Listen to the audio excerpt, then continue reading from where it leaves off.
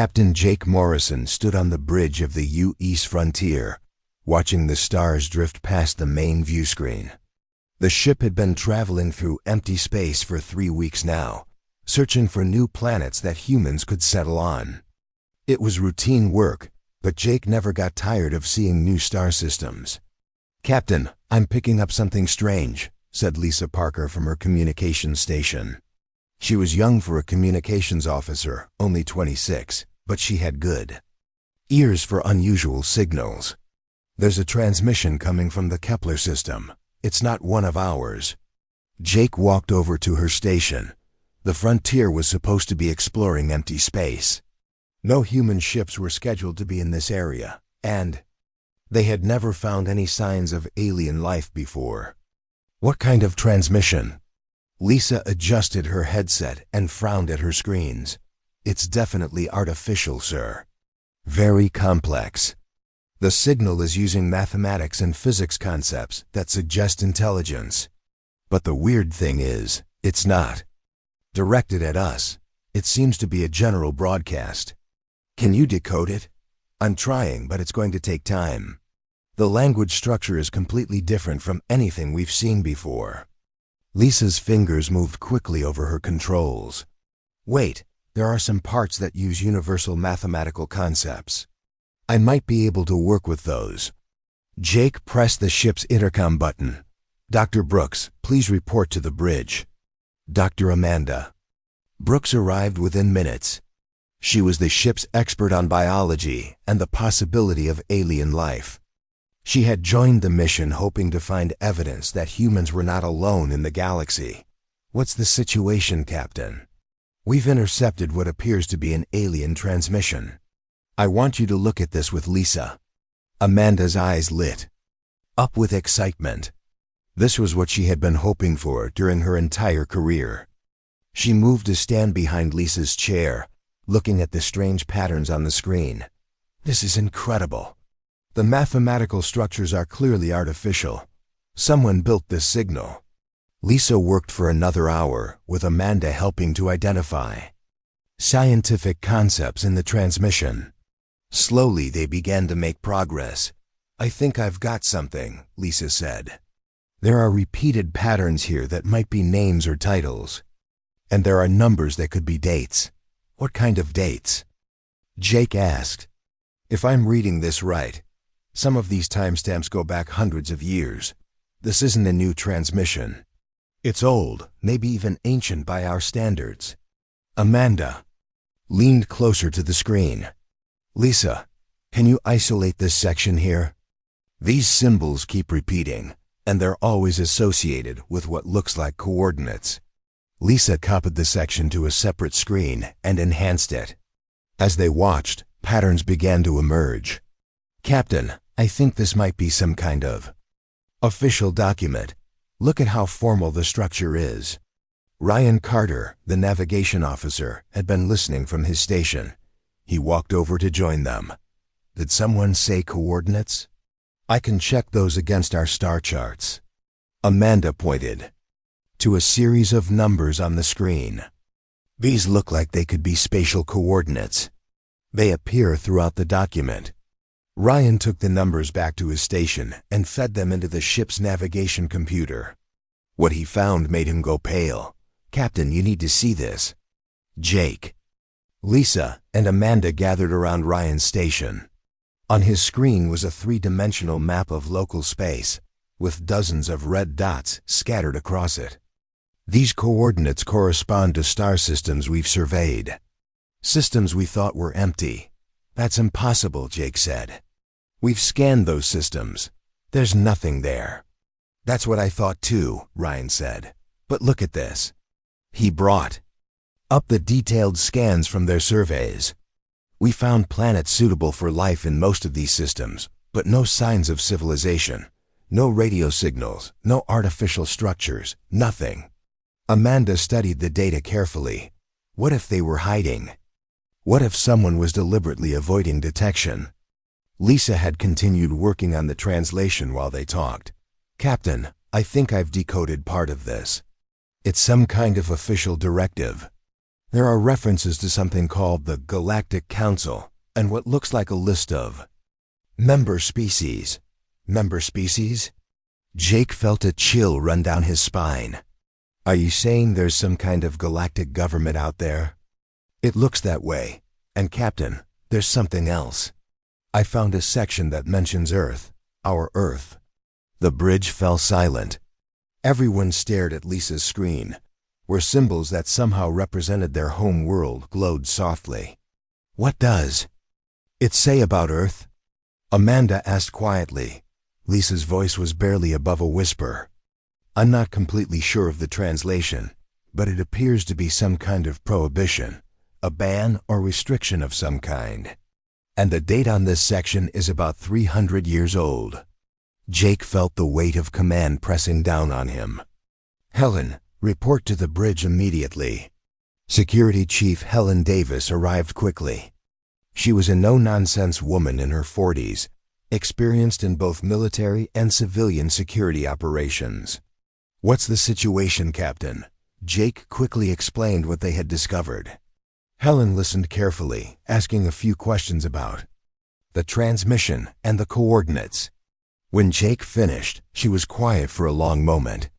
Sir, if I understand this correctly, we've stumbled onto evidence of a galactic civilization that has been actively avoiding us for centuries? That's what it looks like. Helen walked over to Lisa's station and studied the decoded text. Can I see the section about the prohibition again? Lisa brought up the relevant section. Helen read through it slowly, her expression growing more serious. Captain, I think this is worse than we thought. This isn't just a directive to avoid Earth. Look at these symbols here. She pointed to a group of symbols that appeared several times in the text. Lisa, what do you think these mean? Lisa enhanced the symbols and compared them to other parts of the transmission. They seem to be associated with threat assessments and danger warnings. I think they're classification codes. Threat assessments? Jake asked. What kind of threats? Amanda had been working on her own analysis of the biological data embedded in the transmission. Captain, I've been looking at the species information in this document. There are 12 different species listed as council members. Their biological profiles suggest they've been spacefaring for thousands of years, and they're afraid of us? Jake couldn't hide his disbelief. It's starting to look that way, Helen said. This prohibition isn't because they think we're primitive. It's because they think we're dangerous. Ryan had been quietly running calculations at his station. Captain, I've been analyzing the coordinate data. If these systems are all inhabited, and if they've been avoiding our space, then we've been expanding into what they consider a quarantine zone. Quarantine zone? Think about it, sir. We've been assuming that all this empty space around Earth was natural. But what if it's not? What if they've been deliberately staying away from us, creating a buffer zone? Jake looked around the bridge at his crew. Each of them was processing the implications of what they had discovered. Lisa, how much more of this transmission can you decode? I'm making good progress now that I understand the basic structure. Give me another few hours, and I should have most of it translated. Do it. Amanda, I want you to analyze every piece of biological and technological data you can find in that transmission. Helen, start thinking about the security implications. Ryan, map out every coordinate in that document and compare it to our exploration records. As his crew went to work, Jake stared out at the stars. Somewhere out there, alien civilizations had been watching humanity for centuries, afraid to make contact. The question that haunted him was simple. What had humans done to make an entire galaxy afraid of them? The answer, he suspected, was going to change everything. Engineer Marcus Johnson was deep in the ship's engine room when the call came over the intercom. Captain Morrison wanted all senior staff to meet in the conference room. Marcus wiped the grease from his hands and made his way through the corridors of the U's frontier, wondering what could be so important. When he entered the conference room, he found the other officers already seated around the oval table. Captain Morrison stood at the front, looking more serious than Marcus had ever seen him. Dr. Brooks sat with several data pads in front of her, while Lisa Parker had her portable translation unit connected to the main display. "Thank you all for coming," Morrison began. "Lisa has made significant progress decoding the alien transmission. What we've learned changes everything we thought we knew about our place in the galaxy." Lisa activated her translation unit, and alien symbols appeared on the main screen alongside their English translations. "I've been able to decode about 70% of the document. It's definitely an official directive from something called the Galactic Council. The document is 312 years old, and it specifically mentions Earth and humans." "What exactly does it say about us?" asked Dr. Karen White, the ship's medical officer. She had joined the meeting looking puzzled about why her expertise might be needed.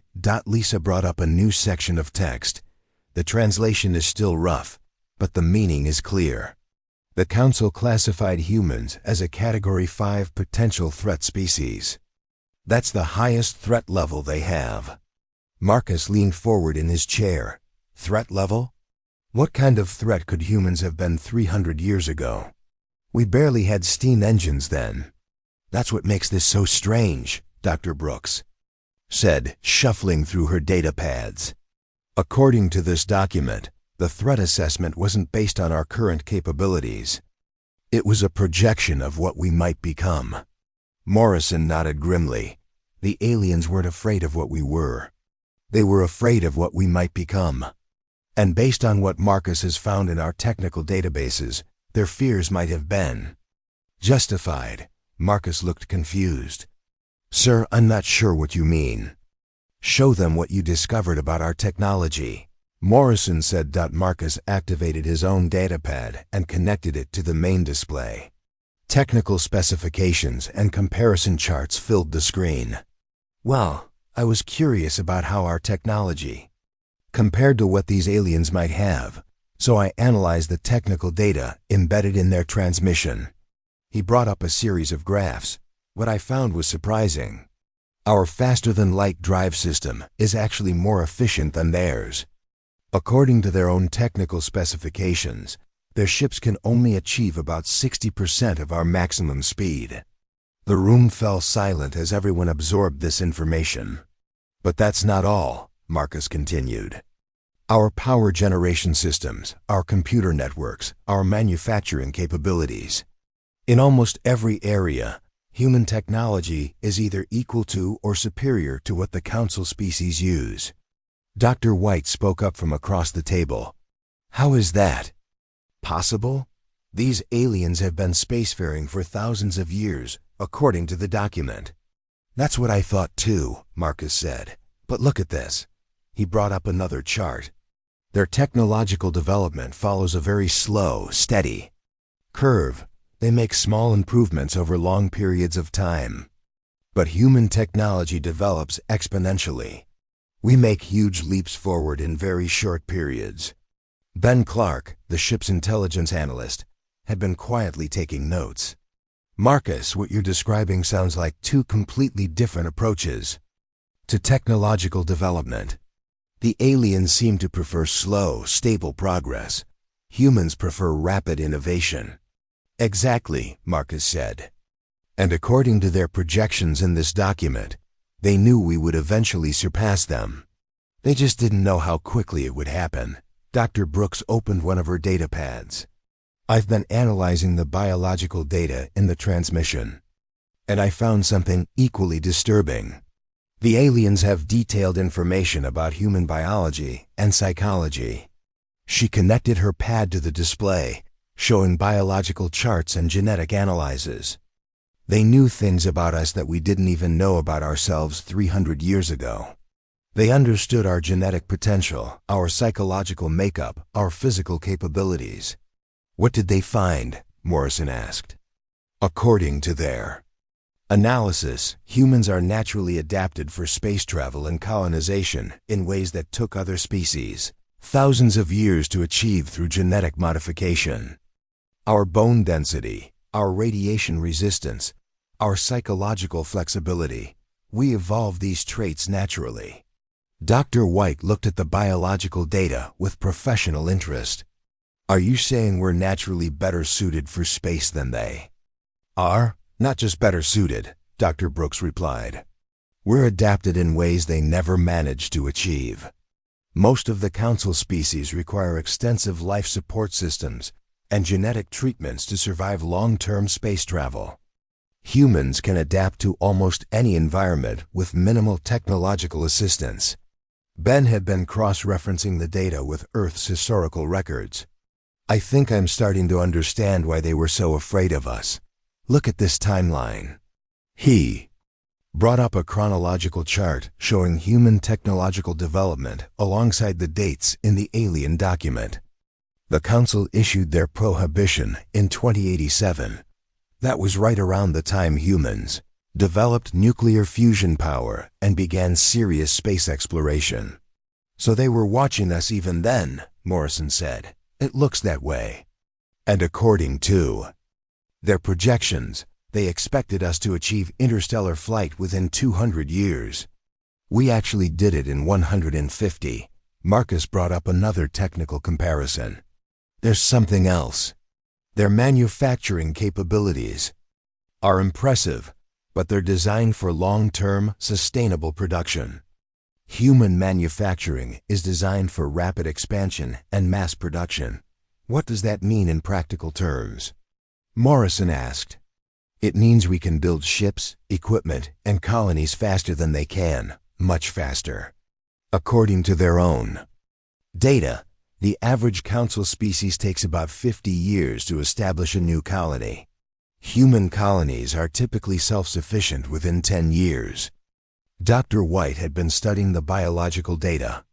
There's something else here that I think you all need to see.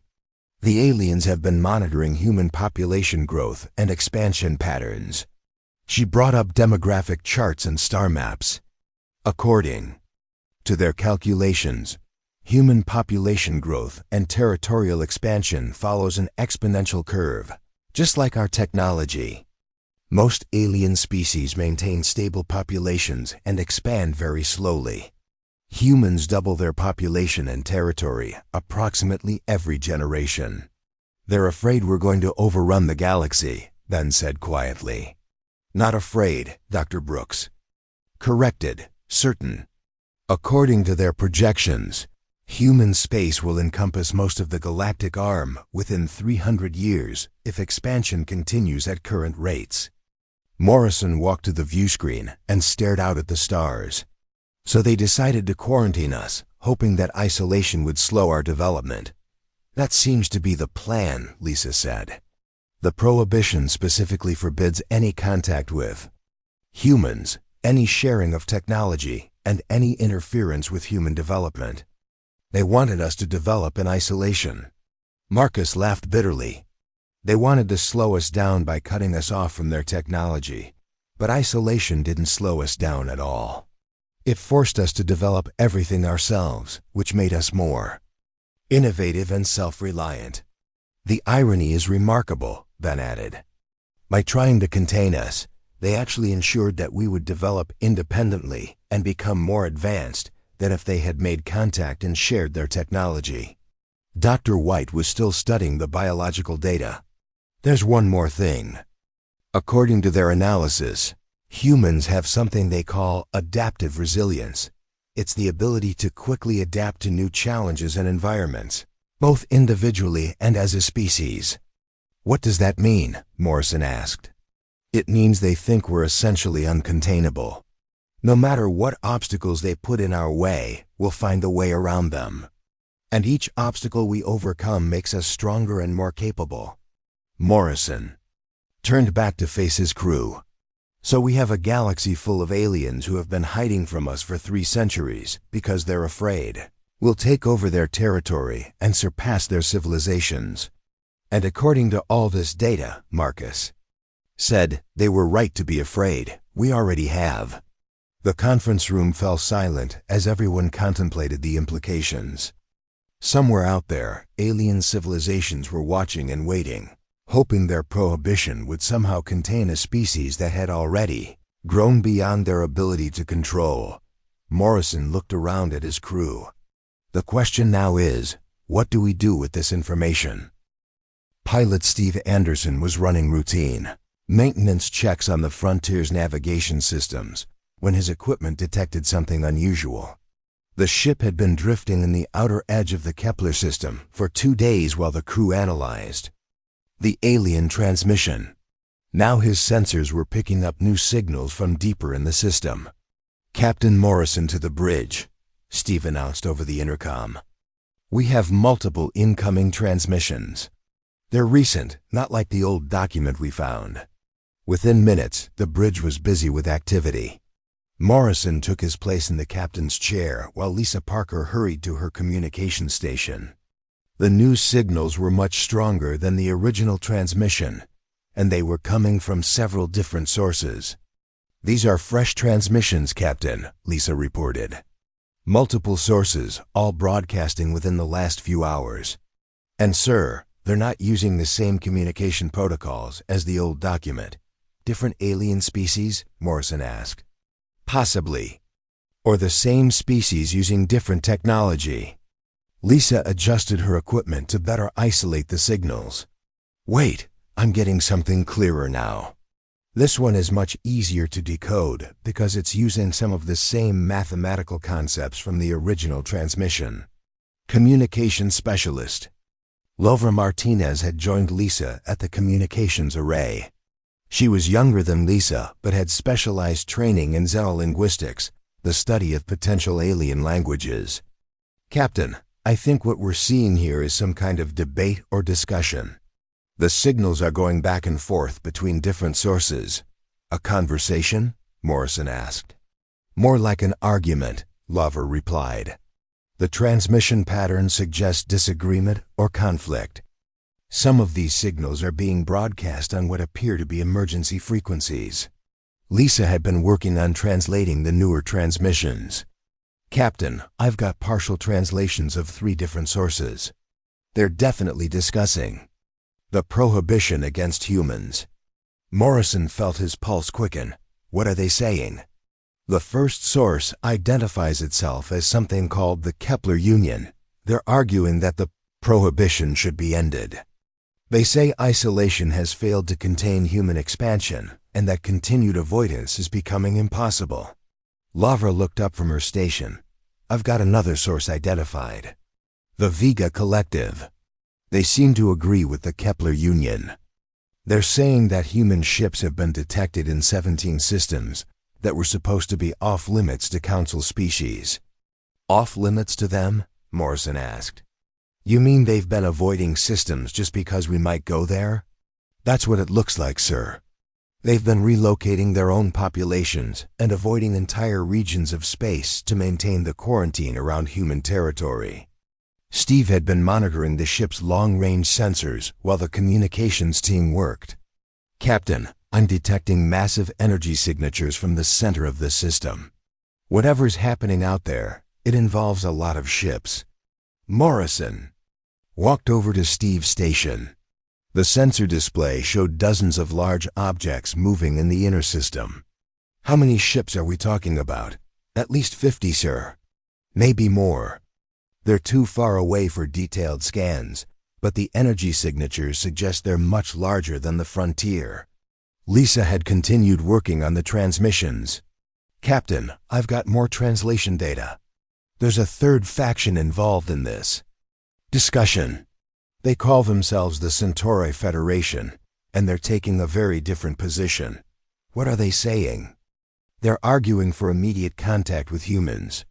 According to their transmission, they've been secretly monitoring human colonies for the past 50 years. They say the prohibition is not only failing, but actually making the situation worse." Lovra had isolated another signal source. "Sir, there's a 4th group broadcasting now. This one is harder to translate because they're using much older communication protocols. I think they might be one of the original Council species." Morrison returned to his captain's chair. The situation was becoming more complex by the hour. "What's their position?" "They're calling for more extreme measures. Something about containment protocols and threat neutralization. Captain, I think they're discussing military action against human space. The bridge fell silent. Morrison felt the weight of responsibility settling on his shoulders. His small exploration ship had stumbled into what appeared to be a galactic crisis, and humans were at the center of it. Ben Clark, the intelligence analyst, had been quietly monitoring all the transmissions from his station. Captain, I've been analyzing the transmission patterns and locations. I think what we're witnessing is an emergency session of the Galactic Council. Emergency session? Yes, sir. The ships Steve detected are probably representatives from different council species. They've gathered here to discuss what to do about the human problem. Lisa looked up from her translation work. Ben might be right. I'm seeing references to emergency protocols and immediate action required in several of the transmissions. Larvra had been working on the older transmissions from the fourth group. Captain, I've got more information about the faction calling for military action. They identify themselves as the Altair Dominion.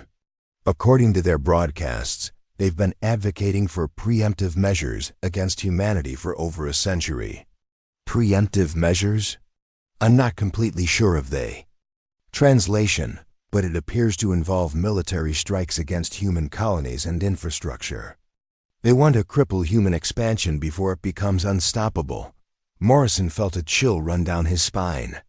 Do they have the capability to carry out such attacks? Ben had been analyzing the technical data embedded in the transmissions. Based on what we've learned about their technology, probably not. But they might not know that. If they still think they're superior to human military capabilities, they might try. Steve had been tracking the movement of ships in the inner system. Captain, the energy signatures are changing. It looks like the ships are moving into some kind of formation. Morrison walked back to Steve's station. What kind of formation? I'm not sure, sir. But the pattern suggests they're preparing for something. Maybe departure, maybe combat readiness. Lisa had intercepted a new transmission that made her go pale. Captain, you need to hear this. I've just translated a priority message from the Centauri Federation.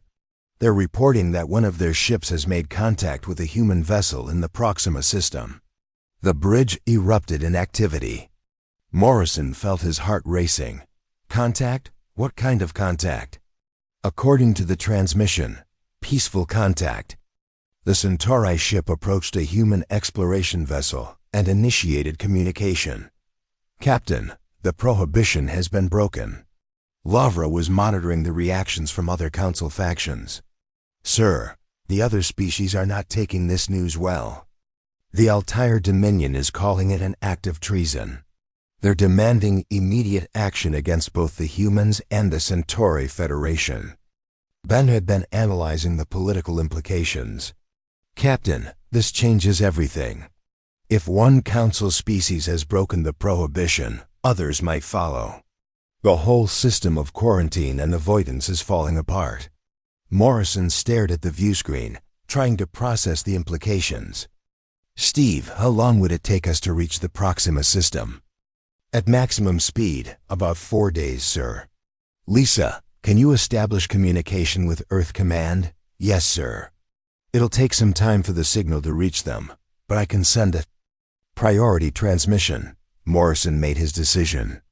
Send the following message to Earth Command. U.S. Frontier has discovered evidence of galactic civilization. Multiple alien species have been avoiding contact with humanity for 3 centuries. Current situation suggests imminent first contact or possible conflict. Request immediate instructions and reinforcements. As Lisa worked to send the message, Lavra continued monitoring the alien transmissions. Captain, the situation in the inner system is deteriorating rapidly.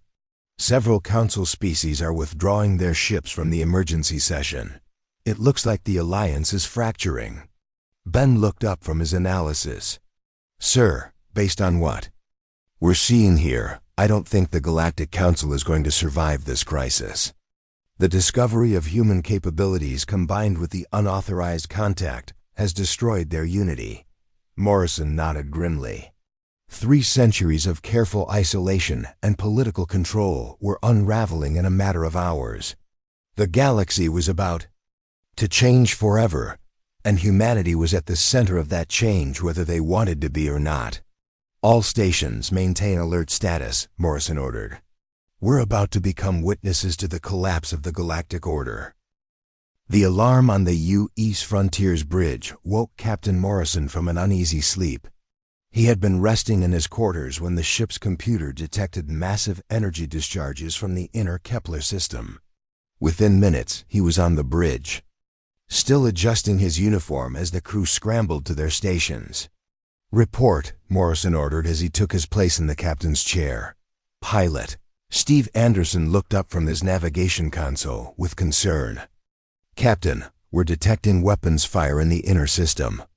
Multiple energy signatures consistent with military-grade weapons." Morrison felt his stomach tighten. Weapons fire? Are the Council species fighting each other? Communications officer. Danny Brown had joined Lisa Parker at the communications array. Danny was new to the crew, having transferred from Earth Command just before the mission began. "Sir, we're intercepting battle communications on multiple frequencies. It appears that several Council factions have begun attacking each other." Lisa was working frantically to translate the incoming transmissions. "Captain, the situation has escalated beyond anything we expected. The Altair Dominion has opened fire on Centauri Federation ships. They're calling it punishment for violating the human prohibition." Morrison walked to the main view screen, which now showed distant flashes of light from the inner system. Each flash represented weapons powerful enough to destroy entire cities. "How many ships are involved?" Steve checked his sensors. "At least 30 ships are engaged in combat, sir. The energy readings suggest they're using weapons far more powerful than anything in our databases." Dr. Patricia Lee, the ship's senior science officer, had been monitoring the technical data from the battle. Patricia was in her 50s, a veteran of several deep space missions who had joined the Frontier crew because of her expertise in theoretical physics. "Captain, I'm analyzing the weapon signatures. These aliens are using technology that could destroy planets." Morrison felt the weight of the situation pressing down on him. "Danny, any word from Earth Command about our message?" "Still waiting for a response, sir. The transmission should have reached them by now, but it takes time for them to analyze the information and formulate a response." Lisa had been monitoring communications from the battle. "Captain, I'm getting reports of massive casualties. The Centauri Federation is requesting assistance from other Council species, but most are refusing to get involved." Intelligence officer. Michelle Turner had been analyzing the political situation from her station. Michelle had spent 10 years studying interplanetary relations before joining the Frontier crew. "Sir, based on the communication patterns, it appears the Galactic Council is completely fractured. Each species is making independent decisions about how to respond to the human situation." Morrison nodded. "What are those decisions?" "The Kepler Union and Vega Collective are withdrawing their ships from the battle area. They seem to want no part in the conflict. The Altair Dominion is actively hunting down any Council ships that have had contact with humans, and there are at least 3 other species that have gone completely silent." Steve looked up from his navigation station.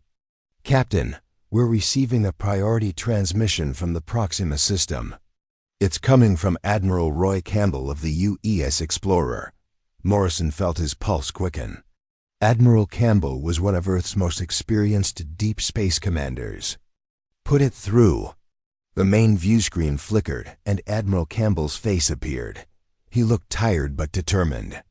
Behind him, the bridge of the Explorer was busy with activity. "Captain Morrison, we've received your transmission to Earth. Command. I'm here to confirm that we have indeed made contact with alien vessels." "What's the situation, Admiral?" 3 days ago, we were approached by a ship from the Centauri Federation. They initiated peaceful contact and provided us with a translation device. Captain Morrison, what they told us matches your discoveries exactly. There has been a galactic prohibition against contact with humans for over 3 centuries. Morrison exchanged glances with his crew. Admiral, are you aware of the current situation in the Kepler system? Campbell's expression grew more serious. We've been monitoring the situation. The Centauri Federation ship that contacted us is no longer responding to communications. We fear it may have been destroyed by hostile Council forces. Dr. Lee spoke. Up from her station. Admiral, we're detecting weapon signatures from the battle that suggest planet-killing capabilities. These aliens have access to technology that could threaten Earth itself. Campbell nodded grimly. That's why I'm contacting you directly, Captain. Earth Command has been analyzing the situation, and we've reached some disturbing conclusions. What conclusions? Based on the technical data you transmitted, our scientists believe that human military technology is actually superior to what these Council species possess. However, they have numerical superiority and 3 centuries of experience in space. Warfare. Michelle looked up from her intelligence analysis. Admiral, what's Earth Command's assessment of the threat level? High. Very high. If the Council species unite against humanity, they could pose a significant threat to our colonies and possibly Earth itself. However, if they remain divided, we may be able to negotiate peaceful relationships with individual species. Morrison felt the weight of history pressing down on him. What are our orders, Admiral? You're to maintain your current position and continue monitoring the situation. Do not engage with any alien vessels unless fired upon. We're sending reinforcements to your position, but they won't arrive for several days. Lisa had been listening to the conversation while continuing to monitor alien communications. Admiral, sir, I'm detecting new transmissions from the battle area. It appears the fighting is spreading to other systems. Campbell's expression grew even more serious. We're afraid of that. Captain Morrison, the situation is deteriorating faster than anyone expected. The Galactic Council is not just fractured. It's collapsing completely. Danny had been monitoring long-range communications. Sir, I'm picking up distress signals from multiple star systems. It sounds like the conflict is spreading across a large area of space. Dr. Lee was analyzing the energy signatures from the distant battle. Captain, the weapons being used out there are more powerful than anything we've seen before. If this conflict spreads to human space, our colonies could be in serious danger. Morrison made a decision. Admiral, request permission to approach the battle area. We need to gather intelligence about alien military capabilities and try to establish communication with moderate factions. Campbell was quiet for a moment. That's extremely dangerous, Captain. Your ship is not equipped for combat against alien technology. With respect, Admiral, we may be the only human ship in position to gather critical intelligence. And according to our analysis, human technology may be more advanced than these aliens realize. Michelle had been monitoring the tactical situation. Admiral, Captain Morrison is right. If we can determine the true capabilities of the various alien factions, it could be crucial for Earth's defense planning. Campbell considered the request. Very well, Captain. But proceed with extreme caution. Your primary mission is intelligence gathering, not combat. If you encounter hostile forces, retreat immediately. Steve had been plotting courses to the inner system. Captain, I can get us closer to the battle area while maintaining maximum sensor range. We should be able to gather detailed intelligence without entering the combat zone. Morrison nodded. Do it. Lisa, continue monitoring all communications. I want to know everything about what's happening out there. As the Frontier began moving toward the inner system, Morrison stared at the flashes of light on the view screen. Each flash represented the destruction of technology and possibly lives that had existed for thousands of years. The galaxy was tearing itself apart, and humanity was the cause. But as he looked at his crew working efficiently at their stations, Morrison realized something that the aliens might not have considered. Humans didn't just adapt to new technology and environments. They adapted to conflict and crisis. And if the galaxy wanted a war, they were about to discover just how well humans could fight. The frontier moved steadily toward the battle, carrying with it the hopes and fears of an entire species that was about to step onto the galactic stage, whether they were ready or not.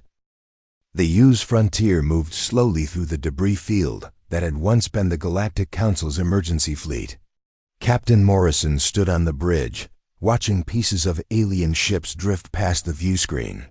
The battle had ended 12 hours ago, but the aftermath was still visible across the entire star system. "Captain, we're receiving a transmission," announced Communications Officer Danny Brown. "It's coming from the largest remaining alien vessel. They're requesting permission to speak with the human commander." Morrison felt his heart rate increase. After days of watching alien civilizations tear themselves apart, direct contact was finally happening. "Can you establish communication?" "Yes, sir. They're using the translation protocols we've been working with." "The signal is clear." Morrison straightened his uniform and nodded to his crew. "Put it through." The main view screen flickered and an alien face appeared. The being looked roughly humanoid, but with pale blue skin and large, dark eyes. When it spoke, the ship's computer provided a real-time translation. "I am Counselor Zeth Prime of the Altair Dominion. I request immediate discussion with the human." "Military Commander," Morrison stepped forward. "I am Captain Jake Morrison of the United Earthship Frontier. I speak for humanity in this region of space." Zeth Prime's expression was difficult to read, but his voice carried obvious tension. "Captain Morrison, I have witnessed the destruction of the Galactic Council because of your species. For 300 years we maintained order through careful isolation. Now that order is gone. Counselor Zeth Prime, humanity had no knowledge of your prohibition.